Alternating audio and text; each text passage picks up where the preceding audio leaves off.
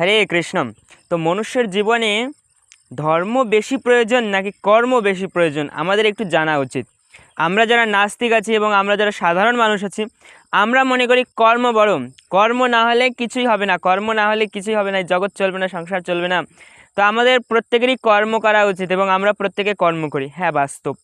কিন্তু আমরা এই হিসেবে বিচার করতে গিয়ে আমরা কর্মটাকেই বড় মনে করে ফেলি এবং ধর্মটাকে ছোট মনে করে ফেলি। তো দেখুন, এটা নয় বিষয়। বিষয় হচ্ছে এটা যে আমাদের জীবনে কর্ম বড় নয়, আমাদের জীবনে হচ্ছে ধর্ম বড়। এবার বলবেন সাধুজি আপনি যে কি বলছেন ধর্ম বড়, কিভাবে ধর্ম বড় হয় আমি বোঝাচ্ছি। আচ্ছা, একজন চোর চুরি করছে, এটাও তো তার কর্ম, তাই না? একটা ডাকাত ডাকাতি করছে, এটাও কর্ম। একজন ভালো মানুষের সেবা দিচ্ছে, এটাও কর্ম। একজন নিজের মাকে লাথি মেরে বের করে দিচ্ছে, এটাও কর্ম। একজন নিজের মাকে বসিয়ে বসিয়ে খাওয়াচ্ছে,